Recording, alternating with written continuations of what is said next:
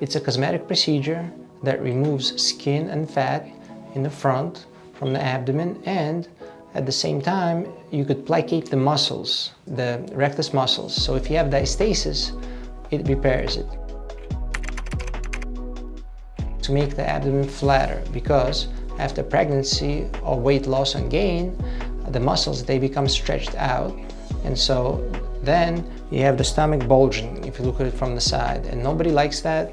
You put in a shirt, you see the bulge. So the goal is to make the abdomen as flat as possible, and in that case you need a few things. You need a few tools.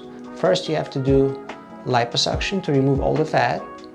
Then you have to do the tummy tuck to remove all the skin and a little bit of fat. And then at the same time, during the tummy tuck, you have to placate the muscles, meaning you stitch them together to make them tighter and flatter. So when you do all those things in combination, your abdominal wall becomes as flat as it could be. Probably not. You cannot get everything back as you had before you had the children, but it'll get you as close to it as possibly can be done. And this is the combination of these procedures. If you do a complete liposuction of the torso, complete lipo 360, let's say, you take all the fat from the upper and lower abdomen, from the sides of the breasts, from the mid-back, upper back, lower back, the flanks. So everything is removed and the skin comes in, the skin tightens up a little bit. So if you get the combination of a tummy tuck and lipo 360, you get the maximum result you can possibly get. Now, liposuction is done through little incisions, but a tummy tuck, you get a big incision, and the more skin you're required to cut off, the longer the incision.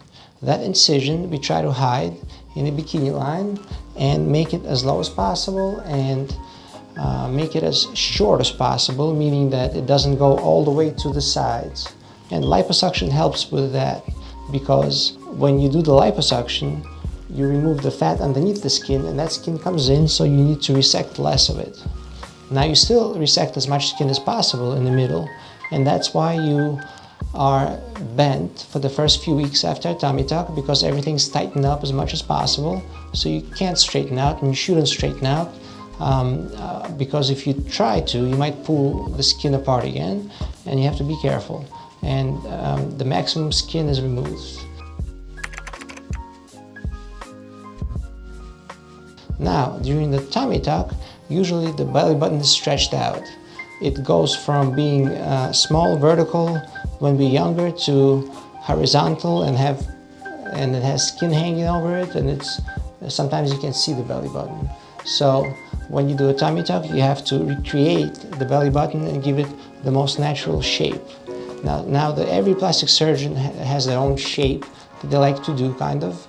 Some do it triangular, some do it other ways. I make my belly buttons oval and vertical, and I try to give them the contour where you have a kind of like a 3D effect, where you have the skin around the rectus muscle go in, and the belly button looks like it's deep.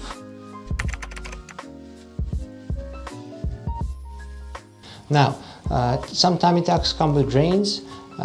Some tummy tucks are done drainless, without the drains. The drains are removing the fluid after the tummy tuck, and they don't make any difference long term what the result is. So if you're really against those drains on the side for the few days, for a week or so, then go for a drainless tummy tuck, which is done a little differently, but maybe it'll compromise the result.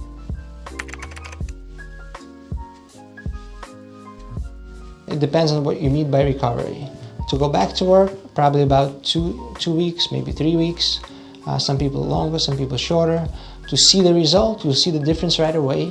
To see the full result and the scars to fade, 6 months to a year. So that's the timeline for the recovery after tummy tuck.